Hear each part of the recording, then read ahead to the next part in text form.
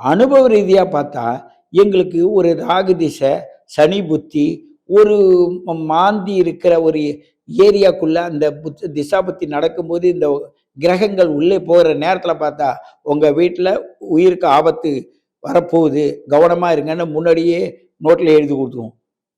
இல்ல, இது மாரி நாள்ல அவங்க வராங்க. இன்னைக்கு பார்த்தீங்கன்னா, கரெக்ட்டா ஒரு சூரியன், சில கிரகங்கள் ஆகாத சில நட்சத்திரத்தில உட்கார்ந்திருக்கும். அந்த நாள்ல பார்த்தீங்கன்னா, உடலுக்கும், உயிருக்கும் பாதிப்பு வரும். அறிவுக்கு அது தொல்லை வரும் என்ற ஒரு நட்சத்திரங்கள்லாம் இருக்கு. ராகுவோட நட்சத்திரங்களாக இருந்தாலும் சரி, கேதுவோட நட்சத்திரங்களாக இருந்தாலும் சரி, அதில் இருக்கின்ற ஒரு கிரகம், அதை எங்கெல்லாம் பாக்குதோ, அதுல எந்தெந்த கிரகங்கள் அகப்படுதோ, அந்த கிரகத்தின் மூலமாக அந்த வீட்டில் யார் இருக்கிறார்களோ அவங்களுக்கு அந்த பாதிப்பை உண்டு பண்ணுவது என்பது ஜோதிட ரீதியான ஒரு அனுபவ உண்மை.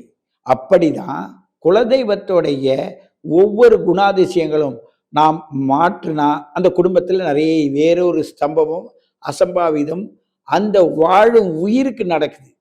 அப்படி அந்த வாழும் உயிருக்கு வராத இருப்பதற்கு தான் உயிருக்கு உயிர் பலி கொடுக்கறது என்ற ஒரு சூழ்நிலையை உருவாக்கி வச்சிருக்காங்க. சங்கிலி முருகன் இருக்கும். அதாவது பல வகையான தேவதைகள் இருக்கு வச்சிருக்காங்க நம்ம முன்னார்கள். 24 மணி நேரத்தில் எந்த கிரகம் துஷ்ட கிரகமோ அது ஒன்றை ஒன்று சாரும் போது மின்னல் போல பல கொடிய விஷயங்களை செய்யும். அது கிரக ரீதியாக பார்ப்பது. அதே மனித ரீதியாக அவன் உடல்ல பாதிப்பை ஏற்படுத்தும் போது மருத்துவ ரீதியாக பார்க்கிறோம். இந்த ஊர்ல ஒரு மாறி வந்துருச்சு, மழை பெஞ்சு கொட்டுது, அதனால இல்ல சில பேருக்கு முன்னாடியெல்லாம் வயிற்றால போச்சுன்னுவாங்க, இந்த வாந்தி பேதி வந்ததுன்னு சொல்லுவாங்க. அப்படிப்பட்ட நோயெல்லாம் அந்த காலத்துல வந்தது.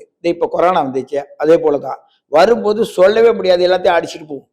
அதுக்கு என்னடா வழி வேற என்னன்னா, இப்போ கொரோனாவுக்கு சட்டம் போட்டு நீ அங்க போகாத, இங்க போகாத, இது செய்யாத, அது செய்யாதன்னு ஓரளவு நிர்ணயிச்சு தான் வச்சிருந்தோம். ஆனா நிர்ணயிச்சதால யார்ட்டையாவது சொல்லிட்டு போனாங்களா? அள்ளி கொண்டு போய் தான் கோச்சிக்கிட்டு தான் இருந்தோம். அதே போல அந்த காலத்து மக்களுக்கு என்ன பண்ணாங்கன்னா, இந்த மழை தண்ணி இல்லாமலால மக்கள் மாண்டு போவதும்,